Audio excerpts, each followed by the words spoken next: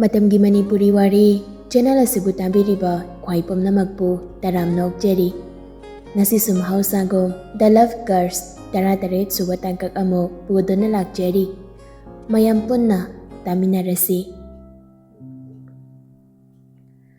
Oscar magi hostel room hek yawbaga mamada call tawri.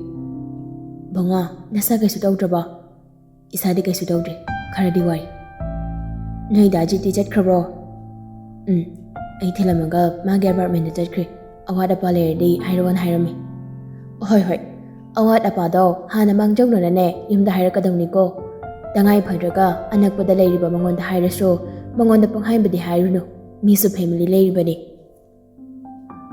hoi mama do dei ai ngakta pathagige adugane chamba thakpadu jeksaluko nasana hanganu yumdagi lafna leirena saranturanga do wayade ko hoiba mama ai khangeba hoi thamo hey ngai khone hey kaidorge roommate kayano kai lamgi machano mama akhoi ahamne manipur macha ngaktani amade ge class 10 ta minarakpani amana tangkhulni ukhrul-dagi oh phare nungsina laimino mama su thamage phajana layuko phone thamkibaga Jasper wangang phaurakle balemra mane nangdi kuina urudabasida nasak loi phajathomene phajathome kaidudi haraganuda aise amna thibadawna hana khangnaba somitingnadi aise hana thirambadawna khankine somitingdu nokleduna khande adum phajaramni khangida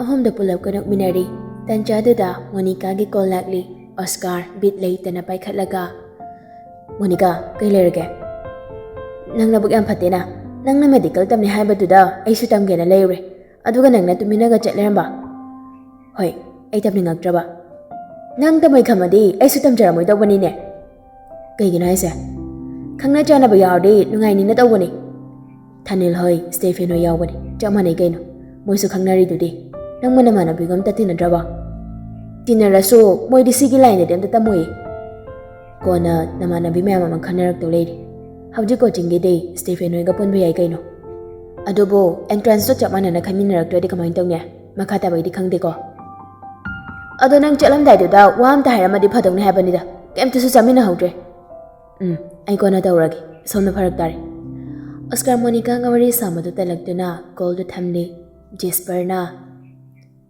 kanano sairo kaini saino da saiga wari sababu adumain tawgadra nangsu khangde he ses nang diam khangi ko saiga aiga phone tawdine tawbirak tawna te da ses yam diman sabi kangudura nati nupi ebigi mangul ngakli ni kaino lemjariba punglem khidana pau phongna ba phangdri bera kani ko polap tu nak minari Deepak rimse thabak pu bahawre thabak jalumagi halaklaga magi roomda phirol hongdokli mabok nungsiso masugi manakte jangnakli Nungcthoi kahage ba isu se wabana loramlani lamgala pasida chatok chasin tawbasida wade da bobo kasulabte da toina chalabanina nangdo anak padalam ama leibana pharoi ta haiba kaino abok nai duba abok na leitrasune nang Impala laining nagladi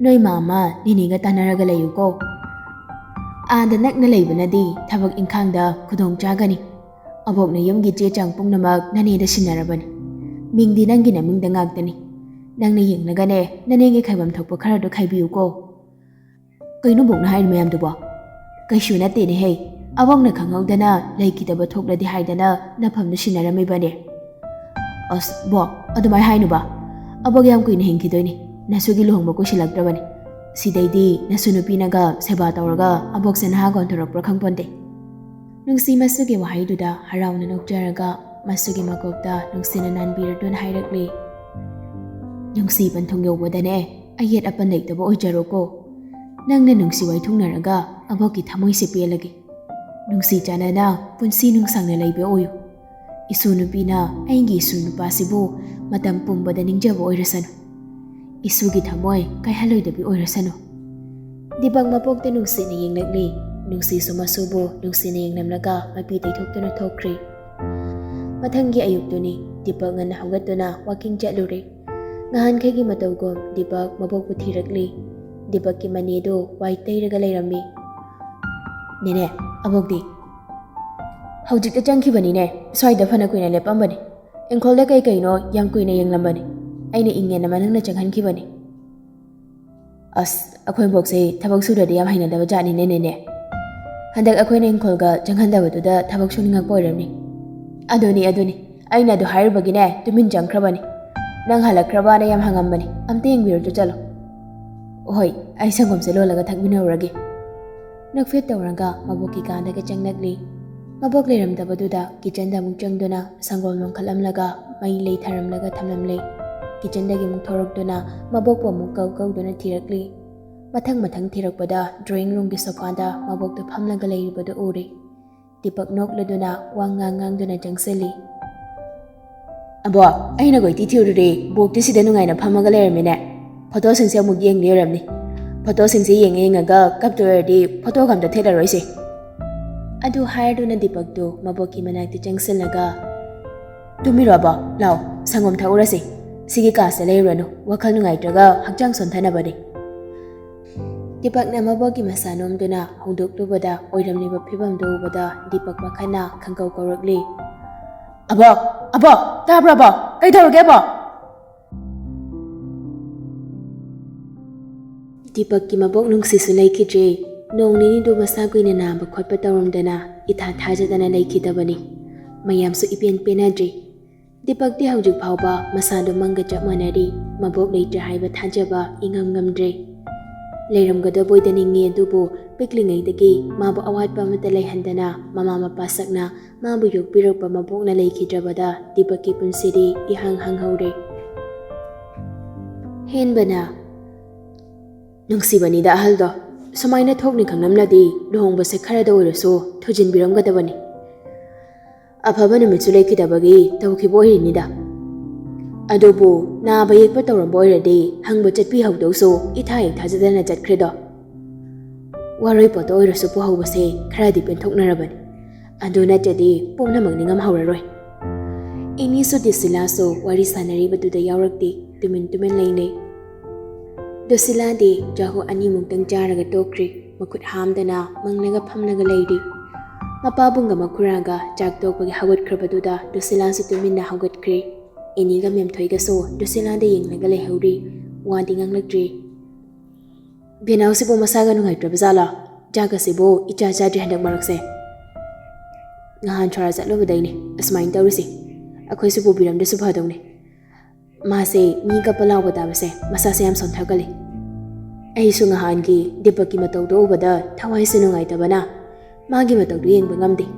Karamnadi nungairune mama mapa sakna nakon biramlaga. Tanjaduda iningi phone da ring lagli. Ai Deepak kira. Mane namcha. Paibiruro indamcha loisil hawragi. Nangna wari saragane wakhalu khara chawthon ama themjinbiyu. Eni do phone paiduna mathakta ka khalakli. Abema kai haige. Ai to phone khangdre. Yam wari. Abokpo dum ningsingduna leide. Da khara su kaukthok potamo som khalaga leidi yarari nasa su soklani chakti jarba. Chak chage tawani yandre. Abok hekta ure chak chage tawrambani hawgalaga muthokdi. Adumaina tawnuko khara da orasu jaselo. Nini hoi mama hoi sunungairammaroi. Ai chak chadina nini da kaphawani. Dada abok to nungsi. Adubu madi halaklore da lambi da chachkhrabani. Lehauriba aikhoina wakhal chawthoklaga tungidama khalaga hengdradi kamdawni. Aisu phana yawnadi khandanaba honabani. Adubu yade. Yumgi akoibada yenglu khuding abokpu ningsingnaba machak oheli. Abok naigidama honabiramba tawbirama mayamse. Abok leitraba matamsidada mayik singlakpagum tawri. Ai khangba ngamdre bema. Dada sem wari. Adu hairaga Deepak tu kapthoragli. Eni su kari haina themgadabano thempham ama khangdri. Tanjaduda Deepak ki mani panthoina Deepak pu kawrakpado tai. Sana jakse khara da orasu chaminarose laudana nangbo. Nangna dumaina dum taw leiraga aikhoi kadaw haibado. Nene ga mamaga chathokpiro. Ai kona charagi. Chari ngai sidane puna chahose law. Nene chalamo. Hai, nangna tawisi kaino de hei. Aikhoi pulap nabokki na tung inkra sai bro. Natraga tungi khalaga hinki sai bro de hei. Amta di hayu tada. Nene. Panthoi amuk taptharanga hairakli. Sana, nangmu wakhalu khara chawthokpa tamuk edauge. Lau, yamdasu khara khara dawrisu chathoknurasi. Nangi mamusu nangmu ngaituna lehauribani. Deepak phone da onsilaga. Abema, ai horen tawraklake ko. Hoi, chakru chathoro. Eni ro, ai amta payogedana. Deepak mani da phone piramlaga jangkre. Panthoi phone do pairaga eni bu kaurakli. Eni Dayene Aikhoi sana thoise nangna su wakhal chawthoknaba khara khara themauko. Nene tawpham ma khangdre magi ma ongsauraga. Hoi nene, ai sa hairibani. Khara leiraga magi thabak don sin khabada tamna tamna pharagani da. Aduni ne he. Noi mamaga ai kana wakhal ma khalese. Yom sida leiradi ma wakhal sam piksale. Thabak chatpada so khudong chagadaba noi aduwaida mafam ama leibirasirana khalin. Abongna saingonda yam toina hairamba wani. Sidagi chathok chasin tahonganu wani haiduna. Athubada lama ama leinamu taw hairambani. Dadana yarakladi andunandi hena phayinene. Yaraktawdi mandeda them nauraga halelage. Sida leiba nungai tabasu nate. Thengna mamna halakpa matam su yorakpanina safety soidi. Nangna su khara hairoko. Hainene ai hairage. Phare phare. Horen ko na wari sanajaro. Chak chani na jangkrido amte yengke. Charam doira charamoi doira khangdi. Hainene. Phone thamkhraba matung eni tumina leptuna wakhal tawduna leihawri. Matamni sum hawkre Deepak sumani ga mamaga tanaraga hospital chappada khudong changadaba mafam amada yum yawba inkhol ama leibiri. Deepak sumagi khudong changadaba mafam oibana adumak yari. Suti leibada mayamda dumak jetli. Mani hoi sumagi manakda toina dum lakli. Deepak ki thabak mating pangbinaba miyai chelaba nupa amasu thamli. Dusila Rebecca, Stephen, Thaniel, Monica, moi pulap entrance pass tawduna HIIMS ki hostel da laiduna medical tamba hawkri. Thaniel hanago Dusila da kihan khanghanduna kuitan tanabadi tawdri. Adubu tanja phangbada Dusila ga naksanabadi kanna honari. Oscar nga Dusila ga so hanaga dum phajana pau phaunari. Masa masagi mathau chinabana toina phaunaba ngamdrasu ahangba matamdadi ngayak toirasu awanu ngai pongdamnai. Dusila Rebecca hai class leraga thoklakpada laptakna Deepak laklibadu Dusila na uri. Makhoi tamna sumnang salakpaduda tawfam ama khangdri maning hallaga thuna jetkhige tawi. Kaidano jetpa horma ai class kainom karma male. Asi hairaga chencha jetki Dusila na classroom na ngahang changluraga tholakpada Deepak do thongjuna leplaga leirambaduda khangpre khangi. Kaigino ayuraga jelide. Dusila Deepak ki wahaiduda swai lauri. Lat ka tawduna nati kaino makarme neng balakpani. Phagi tawbanida phangaba. Hoi phange. Lao adudi kintina kainom chawse. Yarni e. Laone namanabisi so ngahalamabane ina. Nang hangai thingnabasu phangde ngasi thingnaringai sida kainoma chaminawrsi law. Dusila kumpham khangdri anduk phajana hairabadudadi mara leirabi magum karamna mungna thaiduna cheluni. Rebecca saliptana leiramli makhoi ahomdo pulap canteen romda lakminari. Lambida Deepak na wari sanduna chatli. Aidi hostel daga leiringaida khangna chanaba minga thingnaraga sumaina chapaka leirambase yam harawida. Adugiro sarna goi leibirisa. Akhoi harawnabro. Nateda aina tawbud harini. Noidi gyan biyam tari. Aidi arapada hagalakpaga oibaga pura pangni. Yumlomgi mi gobase yam harawjai podi. Yai he sargi wari siswa. Akhoi benawni mamanabinida sar kaurakanuda dadara tamora mehekta kauro. Itai kaursu yari podida. Deepak jana fetama ka tawrakli. Rebecca di magi hainabi mi khangnaba khangnadaba thidana Deepak nok naktana wari sanari adubu Dusila di wari tuda yawrakdri. Deepak na noktana wari sambadu ubada amuk wakhal mangi tawrakli. Mama romda khantognaba phanayamna honari. Adubu haunaruba tawdana lamhenbi wakhaldo adumak hek khalakli. Rebecca ga wari sanaramlaga Deepak Dusila da onsunduna khangai hairai. Kaidawre bina nasa nungai traba. Kaisu tawdi. Aduga mangliduna kaino. Aina yumge wari sabaduda yam chatningla'ira. Hoi. Khumpham khangdana khumkhiba paukhumni Dipakti nokfet tawarduna kem khalunuda yum inang nakna lairisiba toinasu pau phaunari pabunghoisu nangbuna budum laisidi nahai tamlaga yumgi wakal khalaga leherdi yararoi makhoi yamna chatkibado Stephen maninglomdagi uraduna mamanaba kharaga chatlambado handoklamnaga tanarakdi Dusha kaidano nai Rebecca sugalaga machinna tapna soli as biradiba kaidawlaino khangdemi Dipak son thorakladuna Kentinane lao nangso nangbu Sir Stalin gi manang na padu na draw hoi mani sir lao hoi Kentin yawarduna ajapot khara chaminari Stephen so Dipak koi dana yam free oina wari sanari Jambalurduna Dipak so hankre Dipak jatkraba matungda Rebecca na Stephen na mamit khana hinglakde Kai mit ingno dude Kai na nang tawisa Kaidorge Kay wakal khalaga na ba nang natana raise noy se rupa amaga chamina kre khanba adoy ramni nang asai khanga ba naina nabuk to yam mangbra na Dusilangi matai oramni di kana khangni ge Dusilaga de wari kaya sabo de nang na ya du hi galaga chakhiba ubodu dane lawai sat khita na reiba khangi dana